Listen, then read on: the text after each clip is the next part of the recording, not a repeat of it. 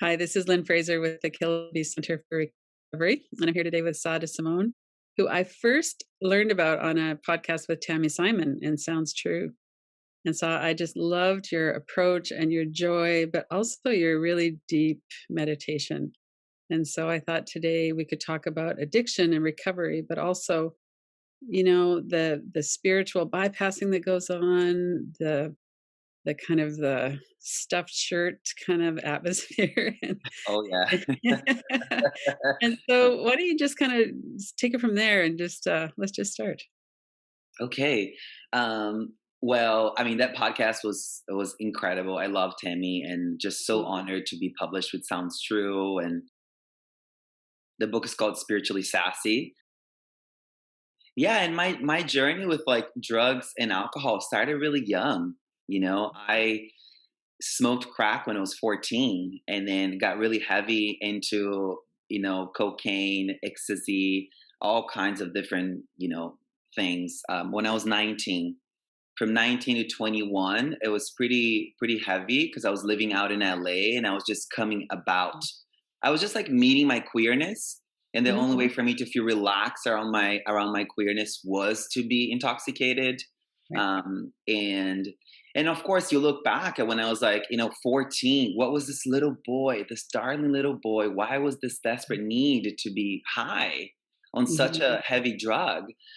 Again, my inability to be okay with who I truly am, and the roles that I had to play to receive love and to survive, really. Right. How many different roles I had to play. I had to be one person at home. I had to be somebody else in school. I had to be somebody else around my friends, and this kind of like disembodied and fragmented way of living just created so much dis-ease in my body, and what I like to say is crunchy in the mind. This complete Mhm. split attention, and the only way for me to like touch base with the present moment, sadly, was when I was like high, when I felt relaxed in the here and the now. Yeah. And I think a lot of people ended up using drugs and alcohol for that reason, to just like be able to meet the present moment a little bit. Although you're intoxicated, induced, and there is a very big consequence to pay for that intoxication. Yeah. Uh, but you are meeting yourself at a more relaxed state. So that's kind of Mhm. like, I feel like, a big reason why we get into that. And not having community, right? Not having people that I could talk to about my queerness and people who would celebrate my queerness.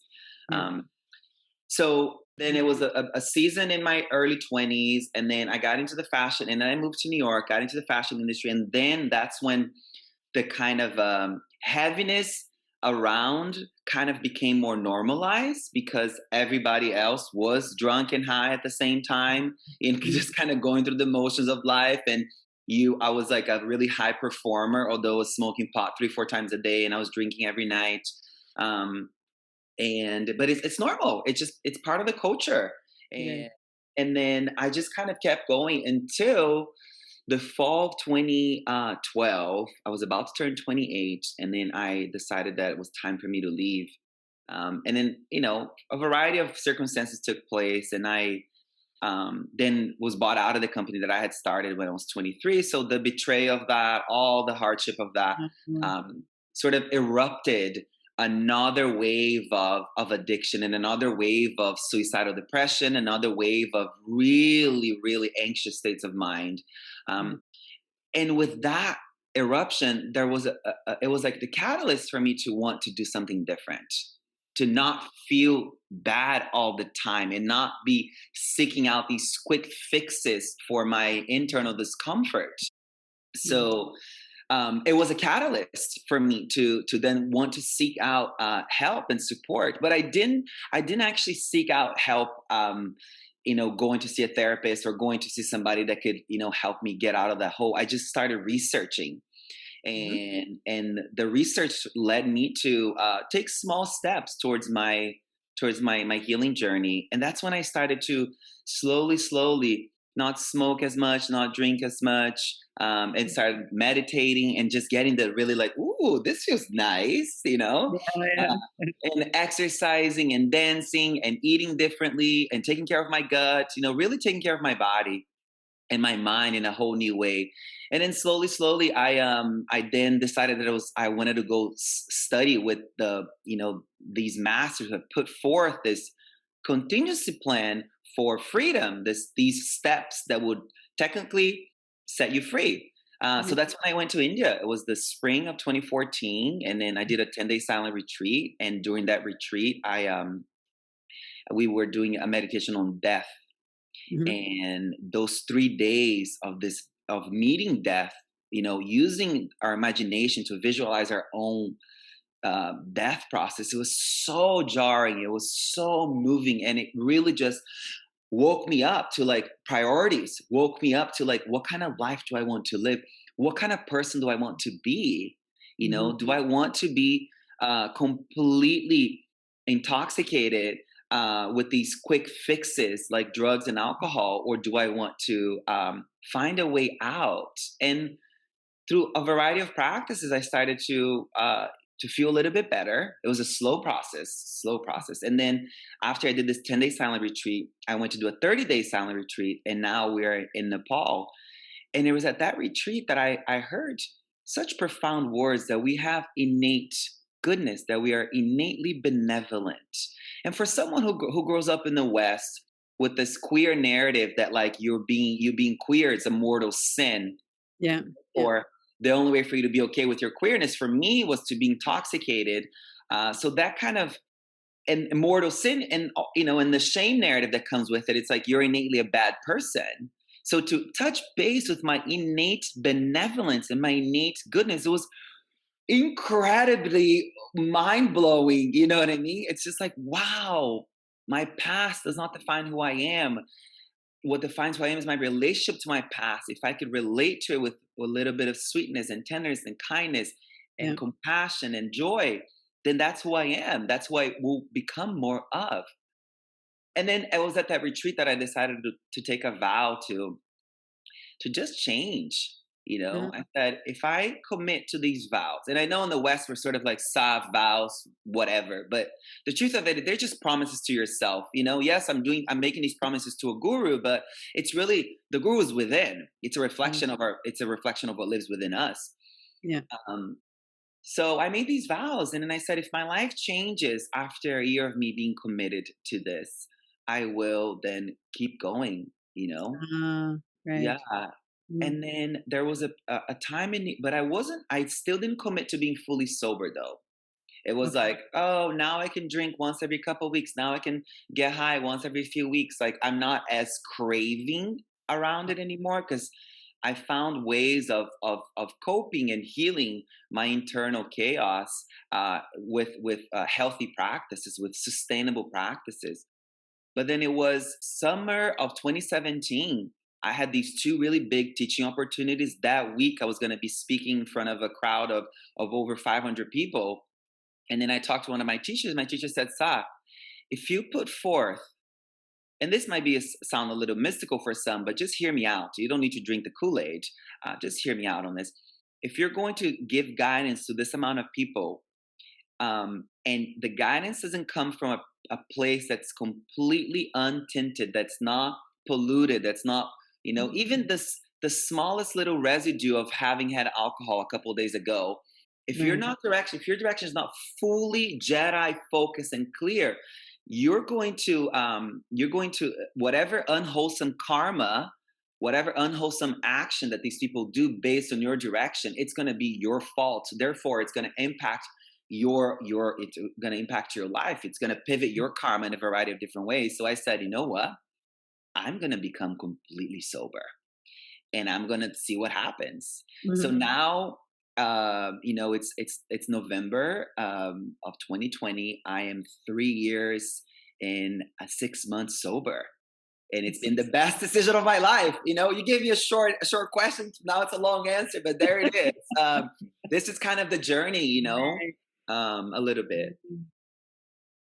Wow. So there's a few things I'd like to kind of circle back to in that. Quite a Yeah. few actually. So one is that sweet 14-year-old boy that just breaks our heart, when we see how disconnected and lost people are. Mhm. And especially when I don't know what your family was like, if you were welcome as a young queer man in your family. I certainly wasn't in mine. And when No. I came out in the 1970s, the only place to find other queer people was in the bars. And I don't know if that's changed now or not, but that was it. Oh my God, I have full body chills as you're saying this. Wow. Mm. Oh my God, yes. Oh my God. That's and honestly, the truth of it, my parents are very loving, beautiful, beautiful humans. And they just could not accept anything Mhm. that wasn't, what for them was the norm. I had Right. two, a brother, older sister, and a younger brother. They're both straight. So they were asking me to have a girlfriend. They were asking me about my girlfriend. They were asking me like how, like what's and underneath that question is what's wrong with you. Exactly. So we internalize that what's wrong with me as like maybe I am innately broken, maybe I am innately bad. And I've had many times in my childhood that I was like begging whatever was out there listening, sobbing in the shower, begging for whatever was out there listening to make me normal. And Mm. now this vibrancy and this like wildness, that this spiritually sassiness that I bring out forth is what really is connecting people, and it's what really sets me free, being like so radically myself that it gives Yeah. everybody else permission to be themselves too. Yes, it does. Yeah. And I think, the one of the first things that I heard when I started meditating, it's almost 30 years ago now, was about basic goodness. And it was the same, I had the same response. I'm like, wow, like I just couldn't believe that that would be true for anybody. And, through a series of connections with teachers and different people from the East, that is true. That's what they believe. And that's what we come to know through our practice. Mhm, And that is such a transformation for mhm, people, that we could know that we could know that we're not broken, mhm, and mhm, that we could know that we're basically good. mhm. And holding that view for all people, holding that view Yeah. for people in death row, holding that view for the most challenging people, holding that view for people in the slums of Kolkata, in the largest refugee camp in South Sudan, like holding that view for all people. That for me became something that I was like constantly wanting to touch base with, exercising Mhm. my compassion to that degree. Being able to see if I could walk down the street and see what we have internalized and been indoctrinated and conditioned to see as someone who's an addict. Like you see a homeless person in the street drinking out of a brown paper bag, and we say, I'm not an addict. I don't have a problem with drugs and alcohol because I'm not homeless on the street doing that, and releasing that view and recognize that this person is basically good, has this basic goodness at the base of their being. They are innately good, and they also hold the same potential that you and I have to be Mhm. free and to be utterly joyous, and holding to that, working on that view as you enter the streets, as you enter the supermarket, as you are engaging with any being, continuously reminding yourself of that. It's profound what takes place inside of you. You surprise yourself, and then you learn that you can actually rely on yourself because you've been exercising your best qualities so much. That's true. Yeah. Yeah. So it's a challenging time right now to, like, how have you been working with the US politics, the election, the eruption of Black Lives Matter? How has that been for you? It's been extremely challenging, to be honest, and extremely challenging. And I also, just before I move on, I just wanted to say one point, that you came out in the 70s, and for you, the only way to meet fellow queer people was in the bars.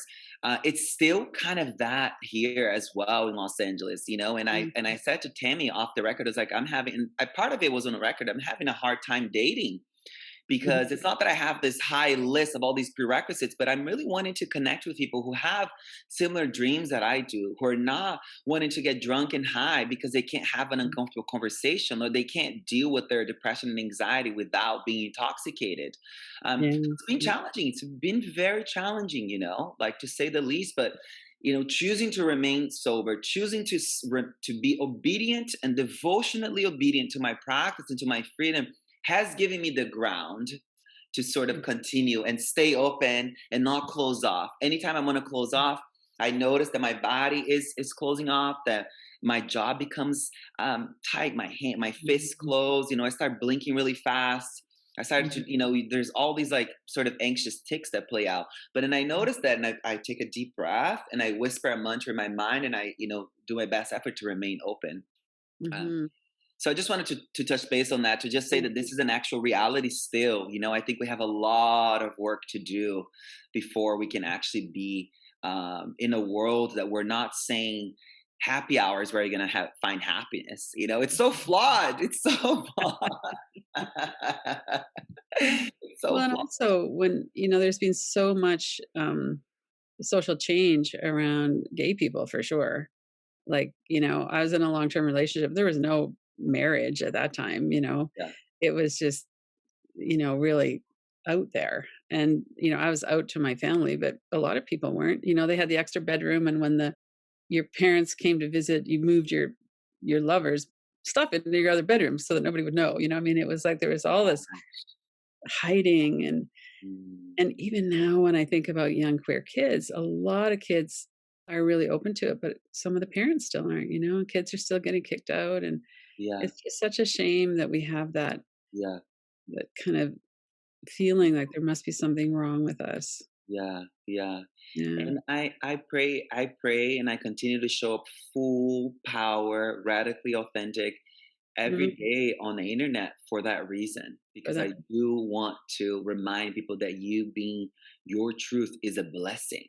You being Yes. your truth is really what's going to help to us all to uncover our benevolence, uncover our best qualities. Stop pretending that you stop pretending, for people, because we're seeking ways of feeling of receiving and receiving love and belonging. Like, the more authentic you are, that's how you're genuinely going to find delicious fulfilling connections in your life. Yeah. People are going to Mhm. really welcome you into their, you're really going to feel like you belong anywhere, because you're so at home in your body, you're so at home within yourself. So I just wanted to pivot to say that, because I feel like, if, for Mhm. everyone listening, I think it's really important to recognize that, for us to validate the difficulty of being queer and sober, and on the spiritual journey, on the healing journey, that this is still a curriculum that we are working Yeah. towards. A very heavy one, but I applaud everybody for trying. I applaud everybody for taking one day at a time on their sober journey. Um, and then, to answer your question about the Black Lives Matter movement and COVID, and election, I mean, it's been extremely heavy here, and like, I'm constantly checking in the stats of like suicide hotlines to see how people are doing, and I'm reading about it in the States and what's happening in the UK, and it's been so alarming. 600% more calls into the suicide hotlines than Yeah. ever, because of COVID. Like, can you imagine? 600%. It shatters my heart just thinking Mhm. about that. Mhm. And then you look at the amount of the alcohol consumption has gone up 70%, sales. Mhm. It's wild. We have not been given the tools to cope and transform and heal. We've been told, have a drink, do this thing, and you're going to feel better. And that is just so flawed. It's created a society, a sick society, how we have now. Mhm. um, so it's been difficult, and I've taken a really radical stand to not speak about, voting enormous necessity, calling the people who are writing the legislations and doing all these political systemic changes radically necessary, extremely necessary. But I realize my lane, my way. What can I do within this space is to remind people that we can have the most iconic laws, that it equalizes us all, that makes Mhm. us all feel like we belong and that we're worthy. But if the people operating under these laws are still mentally sick, we're going to have another movement eruption in just a few years. We're going to have another whole thing happen like this in not too long ago. And so I've taken a big stand to just say over and over again, it's like, yes, go vote. Yes, go protest. Yes, go do all the things. But remember that if you're still having A layer of judgment passing by your mind when you see a black, brown, or queer person, you're part of the problem. You may not be the ones who are killing us, who are throwing rocks at us, who are talking, saying unkind things to us on the street. But if those thoughts are visiting your mind and you're not doing something in the very moment to eradicate these thoughts from your mind, to introduce a new style of thinking, you're part of the problem. You know, so I've just been constantly speaking to that over and over again, and all the ways for us to really sit with our mind and really use what we see out there as challenges as opportunities for us to get to know our mind more fully and then truly uncover our hearts in the process. Um, but it's been an enormous hike to just keep reminding people of that and keep standing up for for what feels the most truthful and authentic for my lane and what I could offer to the space. Right. Um, and then people always, during this process, I was saying to people, I'm putting Donald Trump in my altar. He is the guru today. And people will feel so triggered and so wobbly about that. I'm working on having enormous compassion for someone who's in deep pain. I'm Yeah. working on recognizing their benevolence and their goodness, regardless if this person is really putting out so much unkindness into the world. I'm doing that's the part of me being obedient and devotional to my personal transformation, is working with these very difficult people in our lives, and someone Right. who's making the lives of millions of people very difficult. So it's been interesting, COVID, it's been extremely difficult for me to have to, be inside. I thrive in community. As you know, I dance pretty frequently, and being in community to dance has been an enormous part of my healing. And Yeah. I dance in sober spaces only. So we're dancing with the intention to heal, with the intention to transform. Mhm. So COVID has been really difficult for that. I think the Black Lives Matter movement has brought up a fire within me to tell people, look at your mind radically. You have homophobic, racist thoughts. We all do, unless we truly have looked in our minds. We are indoctrinated with them. Mhm. Um, and then with the election, really just working with this radically challenging person as the object of focus to transform our minds and open up to the truth of who we are. And it's funny because when Joe Biden and Kamala Harris won the election last weekend, I was in silence. I had taken a vow of silence for the weekend, so I was observing silence.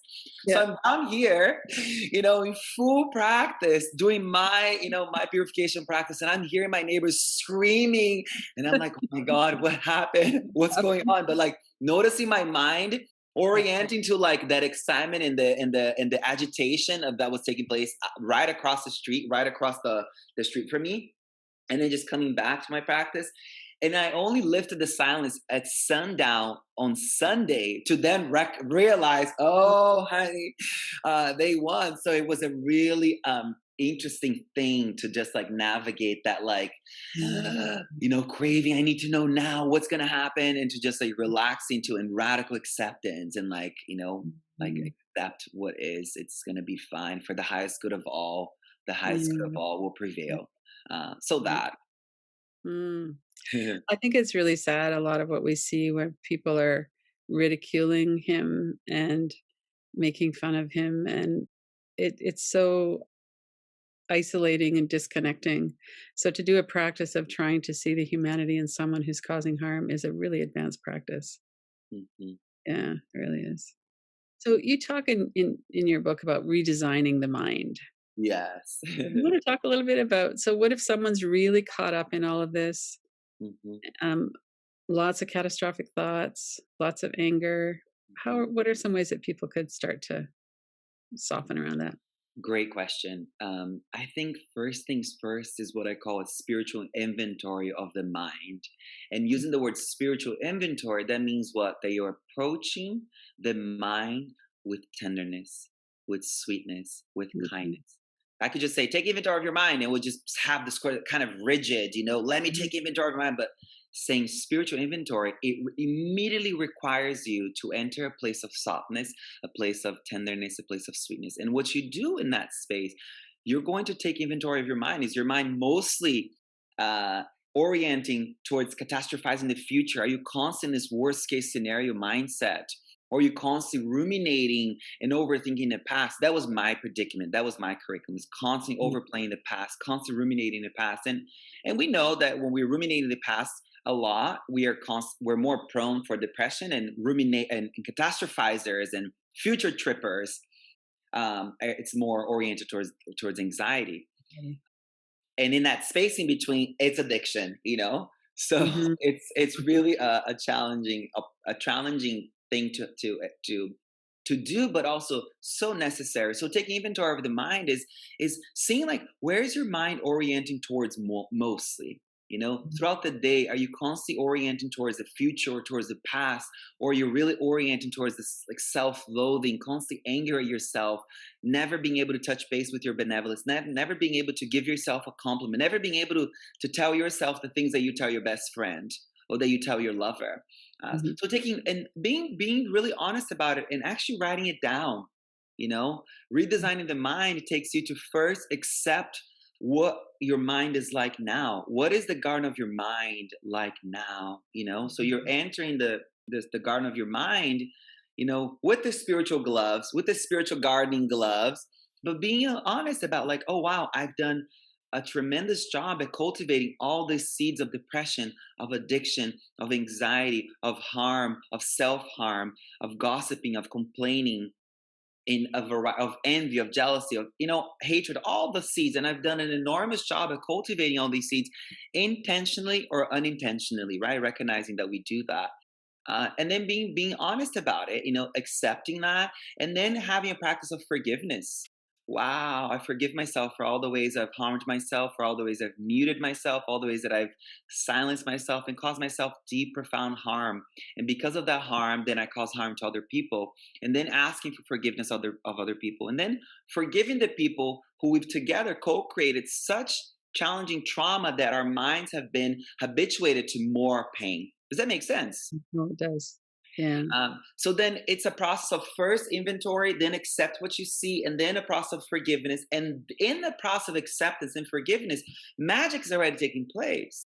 You're actually going to the garden of your mind, and you're simultaneously, with both of your spiritual gardening gloves in your hands, you're weeding out the seeds of suffering, and you're watering the seeds of compassion, the seeds of Mhm. benevolence, the seeds of wisdom. Simultaneously, this is taking place. You're giving the seeds that are directly connected to the base of your being, to your heart, enough water, enough sunlight. Because we've done a fantastic job at watering all these other seeds that are keeping us stuck, perpetuating suffering. So, and after you've done the inventory, acceptance, forgiveness practice, it won't happen once. You have to continue. It's a very beautiful, sensitive practice, and an art. Tending to the Mhm. mind is an art. We get better at it every day. And then after you do this, then what you can do, I would highly recommend as you continue to do this practice, is concentration of mind. Like choosing to have a practice of concentration of your mind where you're actually able to witness the impulses and the tendencies of your mind. Instead of getting caught up in them, you're able to just be with them and not become them. You're Mhm. now able to look at the sky and recognize that a dark cloud doesn't define the essence of the sky, doesn't define the quality of the sky itself. It's part of it, but it doesn't define its essence, doesn't define its beauty. um, and so concentration of mind will support you with that awareness, the thoughts, feelings, and emotions, and all the unprocessed stuff, and all the things that are and they're creating these impulses for us to reach for the bottle and reach for the drugs and alcohol, and all the impulses they're creating more suffering in our lives. We're able to have just a little bit of space, and that spacious awareness has these four innate qualities that I talk about all the time. In Buddhist psychology, it's called the Brahma Viharas, right? It's Mhm. loving, it's compassion, it's wise, and it's joyful. I twisted a little bit to make it more easier for the Western ear to understand, Right. but it leads to the same. It leads to the same sort of innate quality. So that spacious awareness, you're being spacious around your impulses, you're already cultivating your best qualities. So concentration of the mind is foundation. Every day, try to do one thing at a time.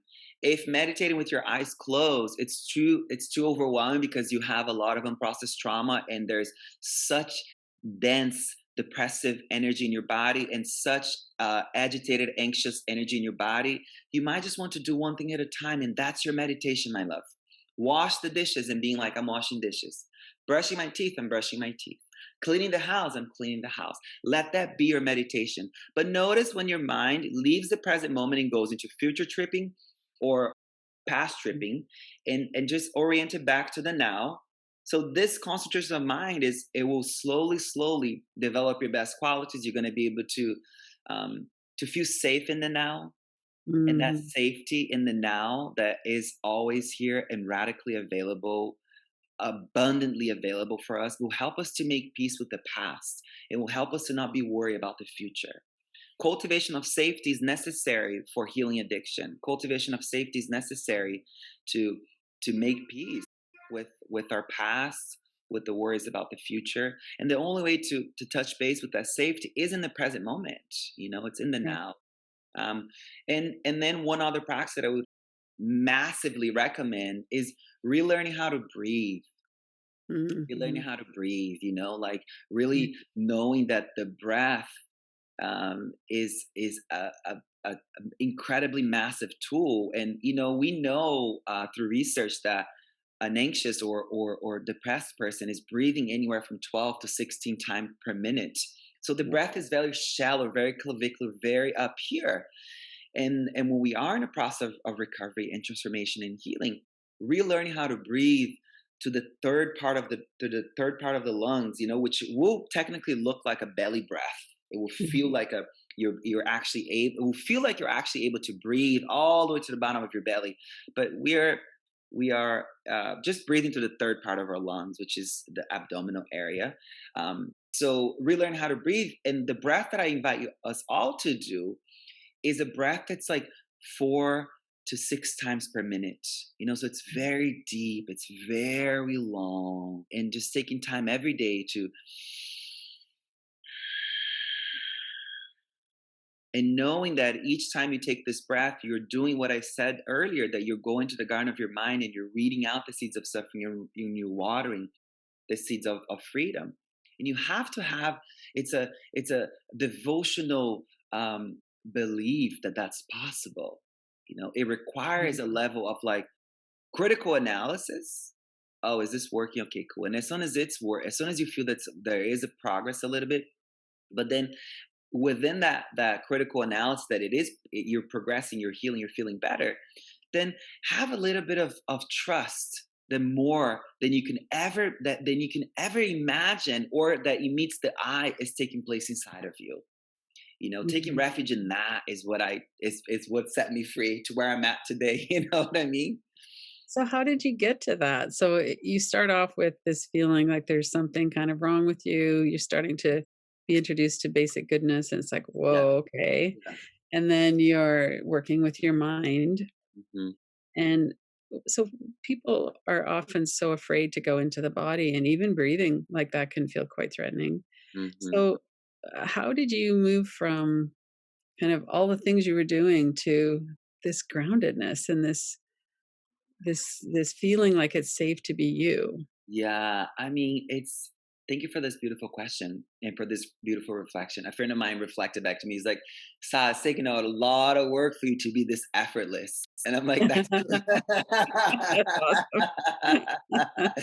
that is so true. That is Yeah. so true. And it's a moment to moment awareness, like moment to moment. In the literature, it says that we have 64 moments of choice with every blink of an eye, right? We're just not aware of this amount of choices that are actually taking place. They're actually creating our future. But it's turning life into a ritual. It's waking up in the morning and recognizing our mortality.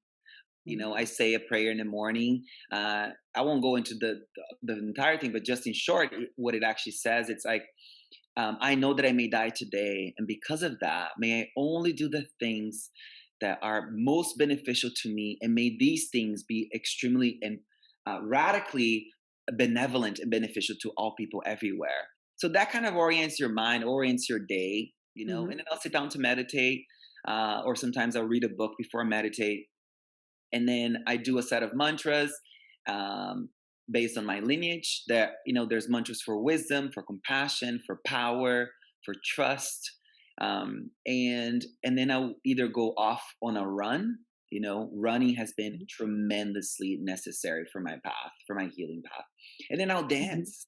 And I think a big piece to the spiritually sassy movement and messaging is feeling sex in your body, like reconnecting to sensuality, like Yeah. really um, being embodied in the practice. So the dance practice isn't like an intellectual healing practice. It's deeply actualizing. It requires you to actually gather your attention into your body and your intention to be free.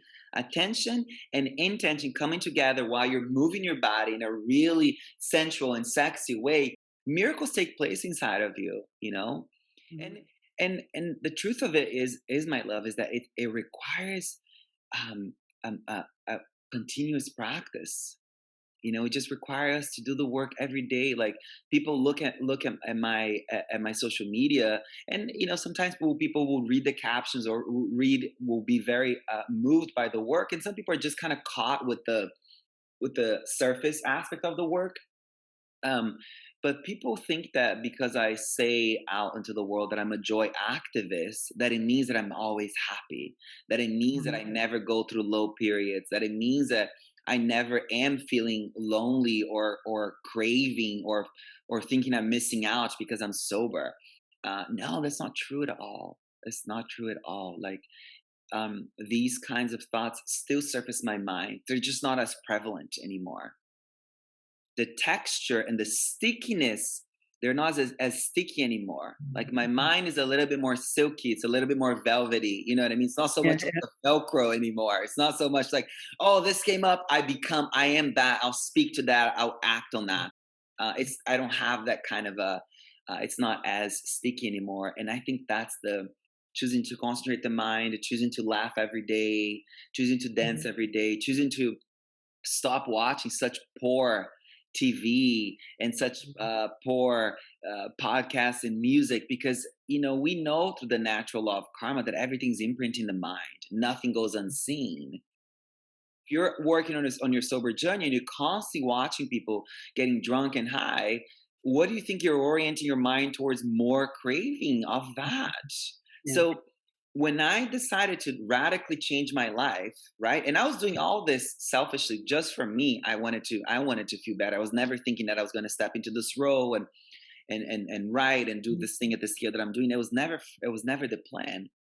I cut off all the things, all the things that were orienting my mind towards more suicidal thoughts, more Yeah. anger, more hatred, more addiction tendencies. And it requires a lot of courage. So if you're listening to this and you're thinking about doing it, I applaud you so much, because it takes enormous courage to say, I don't want to talk about this and I don't want to watch this. I'm working on my transformation. And when we're doing the work in the mind and to be where I'm at today, you have to come out of the spiritual closet. And we talked about coming out of the queer closet, but I'm now talking about the Yeah. spiritual closet, which it means you have to recognize that the most important thing you can offer yourself and the world is the liberation of your heart, is your internal freedom, is a relaxed nervous system, is a kind mind, because we are deeply interconnected and deeply interdependent. So when you enter the supermarket, and you are feeling relaxed, you're impacting the grid system that all connected to. I felt many times in the presence of these radical saints that have sat with in India and Nepal. It could seem a little bit jarring for some of us in the West, but it's the truth. It's almost like the temperature changes. The air is more cooling. It's just Yeah. literally the time sort of stop. You can actually see the flowers and the trees kind of like dancing in a harmonious way, like the way the sunlight hits this person's hands. There's a dreamlike quality to everything, and that's the steps that I take towards every day, is being able to enter Mhm. the world as I call it in the book, a blessing factory, as I spoke to Tammy about. It's Mhm. really being someone who's being of benefit to everyone at all times. And when I'm not, I'm radically aware of that. And when I'm not, I'm radically aware of that. And I know the antidote. That is, I think, what we are working towards is that, um, but it's moment to moment, right? Day by day. I have one of my private students. I don't see as many private students as I used to in the past, because now we have the app, we have the book, we have the social media, there's all these things we're doing. But I have one private student who, in the last 8 months, has become completely sober and has gone off all of the antidepressant and anti-anxiety medication. Like, it Yeah. makes me so emotional to even say this out loud, because it's through these practices, right? I'm Yeah. washing the dishes, I'm painting, connecting to people who remind you of your benevolence, who remind you of your goodness, Mhm, mhm. the Supreme Assembly, the Buddha speaks to this in detail, the Sangha, right? Taking refuge on the Sangha. And then Right. taking refuge that you have the seed of enlightenment at the base of your being, and then taking refuge that on the practices and the teachings and the knowledge that will set you free, that will help you to remember that. But while doing, remembering that you have the seed of enlightenment and doing the practices, taking refuge in a community. There's so much research into the addiction space about the lack of community Yeah. leads us to seek out drugs and alcohol. So Mhm. remember that. I mean, the Buddha, I'm sure he was not even aware of how the enormous extent of drugs and alcohol and addiction that were going to come forward Right. after his passing. But he sort of knew the importance of, the necessary piece to the healing, meaning the supreme assembly that we say, but it's the community, the spiritual community. And what I'm saying about all this is, coming out of the spiritual closet is recognizing, um, that that is the most important thing we can offer ourselves in the world, is a relaxed nervous system and a compassionate and kind mind, Mhm, mhm. and good actions. So that's like that. Mm. So tell us a little bit about your app and your book. And so, how is it you work with people? You have a membership on the app? Yeah. So the app has three levels, has three tiers. The free, which gives you access to the community.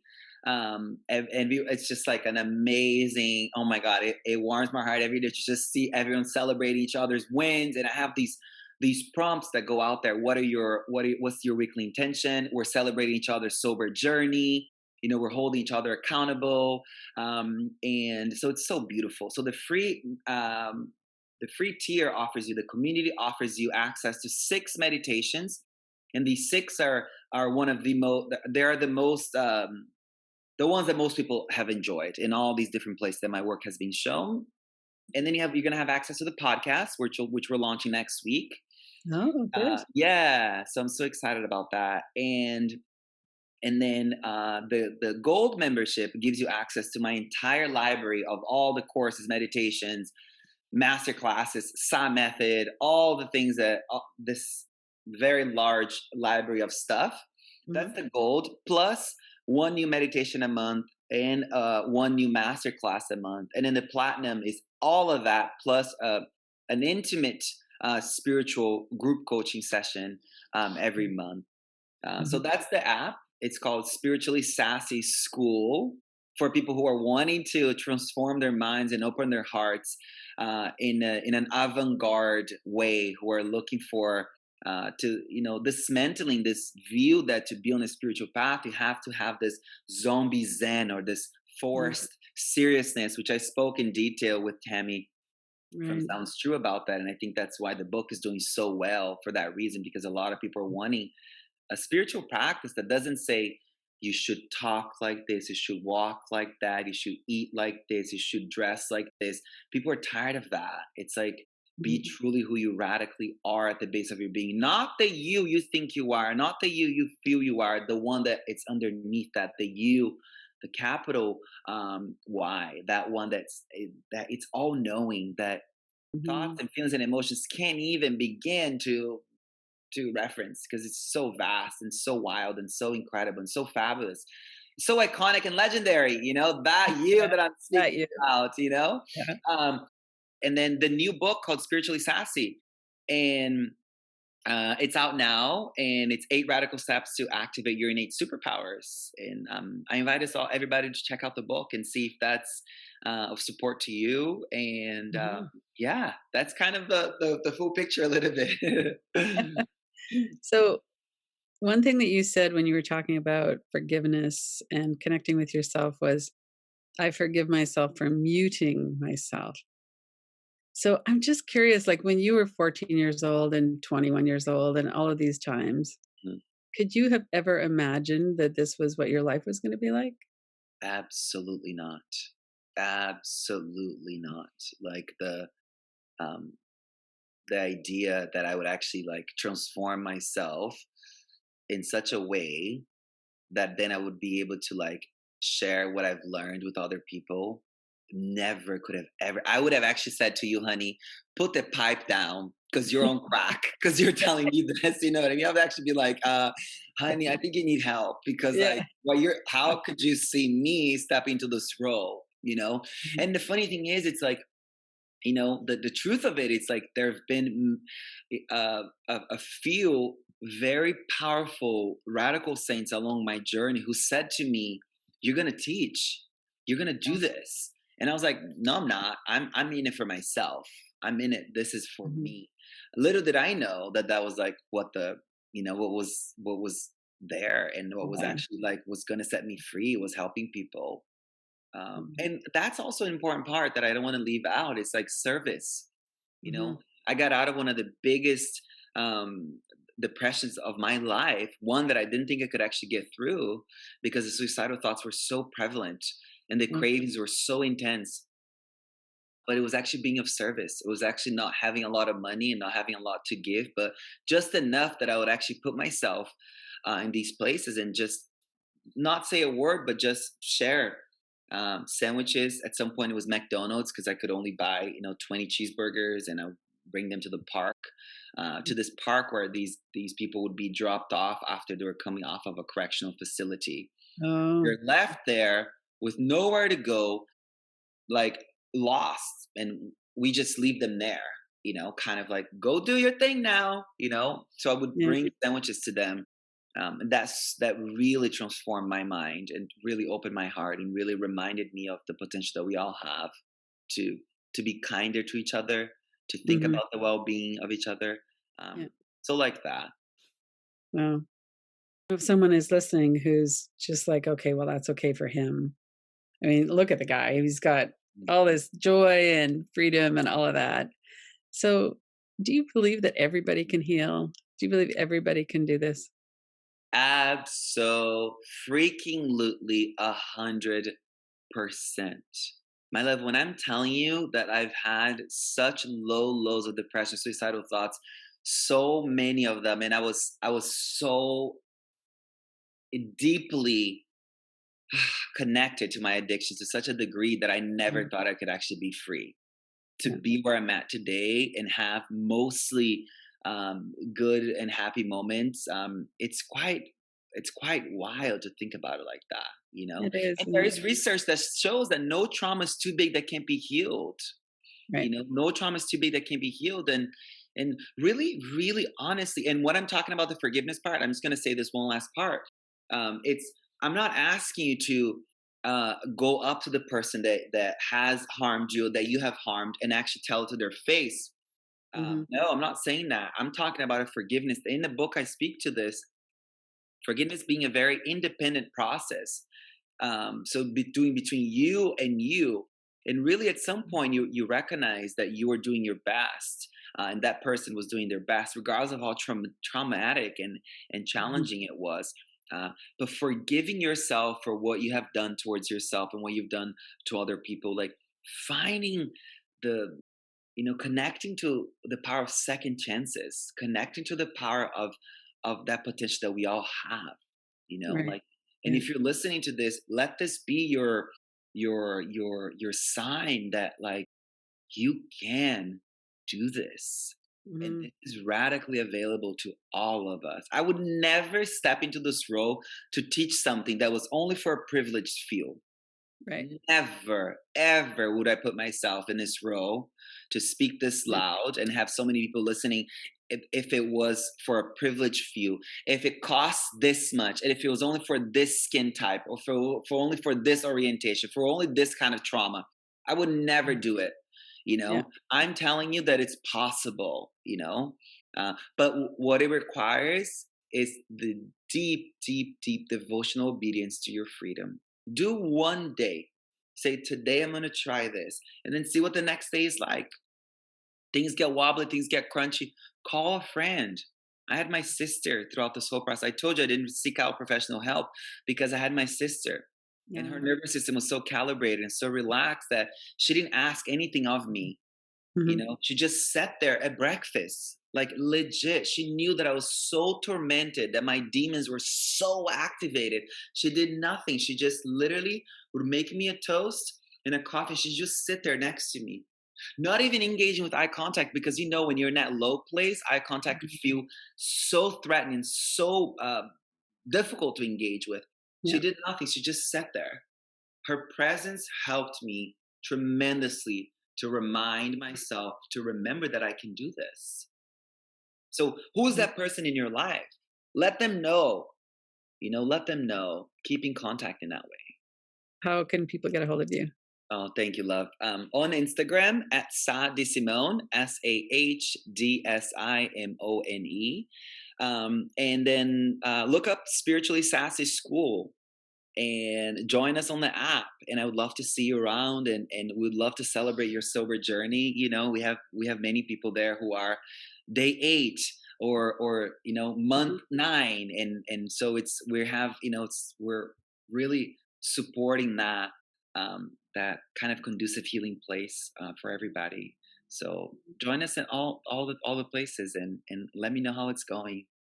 Yeah, well, thank you so much. This has been great talking with you, and I know people will be really interested in hearing what you're saying, and who you are really comes through.